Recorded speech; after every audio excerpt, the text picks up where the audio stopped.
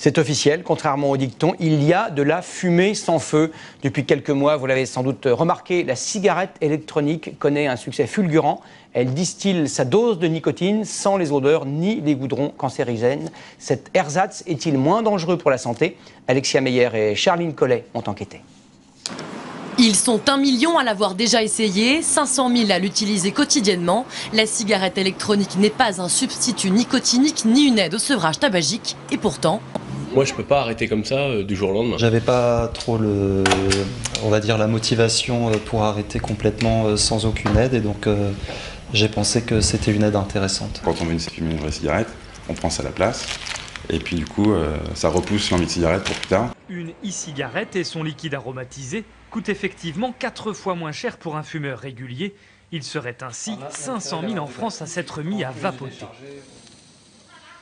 L'avantage, c'est qu'on peut diminuer le taux de nicotine petit à petit, donc la dépendance, elle va se faire aussi de moins en moins, quoi. On voit les effets sur les personnes qui reviennent.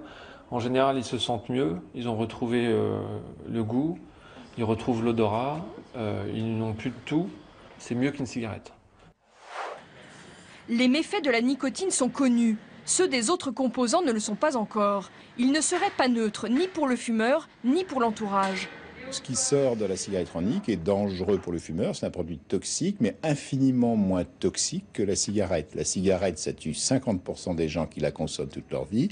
La cigarette électronique est un produit non anodin, mais c'est un produit beaucoup moins toxique que la fumée de cigarette. Les utilisateurs de ces cigarettes sont majoritairement des fumeurs qui tentent de décrocher. Il y a aussi ceux qui veulent faire des économies. Et enfin, il y a les jeunes. C'est aussi rentrer dans une tribu, si vous voulez, comme pour le tabac, quand les jeunes commencent à fumer, c'est pour faire partie du groupe. Là, ça peut être la même chose. Et des jeunes donc, qui n'ont jamais fumé auparavant. Et des jeunes qui n'ont jamais fumé auparavant, ça commence à se voir. Phénomène de mode né sur Internet, la cigarette électronique bouscule les habitudes des accros au tabac. En peu de temps, elle a déjà convaincu 500 000 Français. Pour eux, c'est la solution pour sortir de l'emprise de la clope. C'est une très grosse fumeuse. Je fumais 2 paquets par jour. Et je ne fume plus du tout et j'ai plus envie de fumer. Ces adeptes réinvestissent les cafés, comme un pied de nez à toutes les lois interdisant de fumer dans les lieux publics. Certains pays ont interdit la vente de ce produit qu'ils jugent toxique. La France, elle, n'a toujours pas tranché. Aujourd'hui, on ne dit plus fumer, mais vapoter. Et les e-fumeurs s'appellent les vapoteurs. Où et comment sont fabriquées ces clopes 2.0? Quel risque pour la santé par rapport à une vraie cigarette? Il y a peu d'études et encore moins de recul sur cette invention made in China.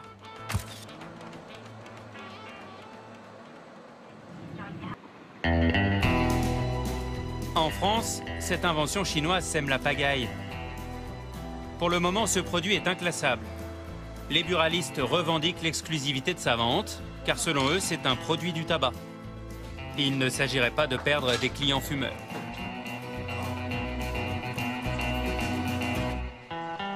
En face, les pharmaciens aimeraient que la cigarette électronique soit prescrite pour arrêter de fumer. Malgré l'interdiction par la loi, le produit est vendu dans certaines officines. Cette année, les ventes de cigarettes électroniques vont même dépasser tous les médicaments de sevrage. Il faut donc arbitrer. La ministre de la Santé a demandé un rapport au professeur Dotzenberg pour évaluer les effets de cette curieuse cigarette sur notre organisme. Remplacer une vraie cigarette par ça, c'est un gain colossal de risque. Oui, c'est beaucoup mieux de prendre ça que de prendre une vraie cigarette. Mais le mieux, c'est de rien prendre du tout. Donc, il ne faut pas que ce produit soit accessible aux non-fumeurs. Donc ça dépend un peu du produit, mais la façon dont le produit est mis à disposition dans notre société. Bonjour, madame. Mais il reste encore beaucoup d'interrogations pour le professeur Dotzenberg. Personne aujourd'hui ne connaît les effets à long terme de cette drôle de vapeur. Dans son service, le pneumologue observe les réactions des patients qui se plaignent d'une nouvelle forme de tabagisme passif. Il n'y a pas d'effet toxique massif, mais il est tout à fait possible qu'il y ait une sensibilité différente d'une personne à l'autre. Donc quand vous tirez sur une cigarette électronique, il y a quelqu'un à côté de vous, où on peut retrouver dans les urines de la personne les traces qu'elle a aussi respiré un peu de la vapeur et de la fumée que vous avez mis. Il semble perplexe, le professeur Dotzenberg. Pas d'études référentes sur le sujet, peu de recul. On ne sait même pas quand le gouvernement français compte légiférer. Alors certains médecins ont décidé de ne plus attendre. À l'hôpital de Périgueux, le docteur Granger lutte contre les ravages du tabac depuis 35 ans. Aujourd'hui, le pneumologue a une bonne nouvelle à annoncer. Les radiographies sont correctes, c'est-à-dire qu'il n'y a aucune image. Pour l'instant, les résultats sont parfaits. Pas de rechute à craindre. Après la découverte de son cancer, Maryse a subi une ablation du poumon. Ici, comme la majorité des fumeurs, la plus grosse difficulté pour elle a été de dire non à la cigarette.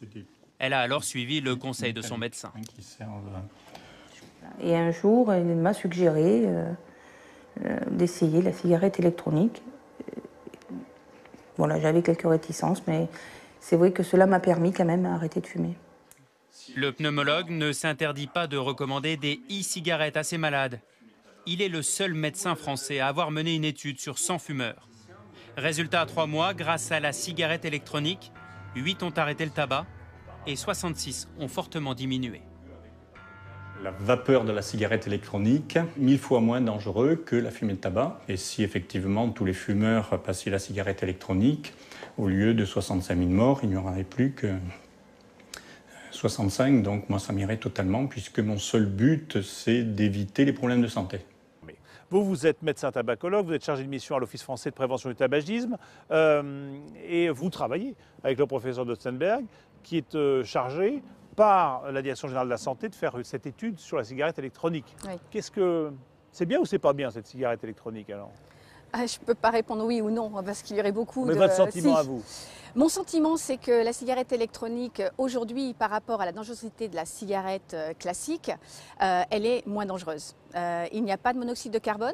Le monoxyde de carbone, c'est celui qui est responsable de l'infarctus essentiellement. Il n'y a pas de goudrons qui sont responsables des cancers du poumon. Donc, a priori, la cigarette... Ça, c'est les résultats de la combustion du tabac et du papier. La cigarette, c'est la combustion sans danger. D'accord. Et en revanche, il y a la nicotine. Il y a la nicotine. La nicotine, elle, est responsable de l'addiction. Bon alors, c'est pas gênant de vapoter comme ça de la nicotine à longueur de journée? Alors, si on est un non-fumeur, si, c'est gênant et ça va vous rendre malade. Si vous essayez, votre rythme cardiaque va s'accélérer, vous allez avoir mal à la tête, envie de vomir. La nicotine est une substance vénéneuse à forte dose. Qu'est-ce qu'elle fait? Elle agit sur le cerveau? C'est quoi son fonctionnement? C'est-à-dire que notre cerveau, il est fait pour survivre. Je mange, j'évite le danger, Et ça, c'est l'acétylcholine qui se met dans un petit récepteur et qui fait que je vais sécréter de la dopamine et je vais me sentir bien. C'est notre cerveau qui nous aide à survivre. Les drogues, elles ressemblent à cette substance, elles se mettent à la place et elles nous envoient de la dopamine et on fume. Et notre cerveau est leurré et il pense que c'est indispensable à sa survie. Parce que fumer de la nicotine à longueur, vapoter de la nicotine à longueur de journée, il y en a qui vont vous dire, c'est tomber d'une dépendance dans une autre, c'est toujours une dépendance. C'est la même.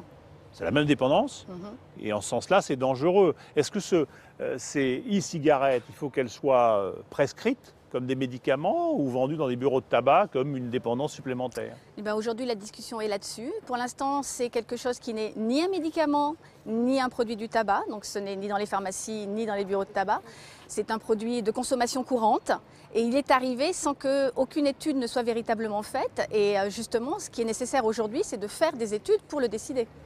Alors, je vais donner quelques chiffres là, sur justement les fumeurs en France. Vous allez me dire après comment on peut éventuellement essayer d'arrêter de fumer. Les fumeurs en France, c'est 14 millions de fumeurs, ce qui représente un chiffre d'affaires de 17 milliards d'euros pour l'industrie du tabac en France. Un fumeur sur deux va mourir de tabac. 1 sur 2 va mourir du tabac, ce qui veut dire 73 000 morts par an en France, 200 morts par jour. Et le dernier chiffre à connaître, c'est que 500 000 personnes se sont déjà mis à la cigarette électronique ces dernières années. Autrement dit, c'est un marché qui démarre très très fort.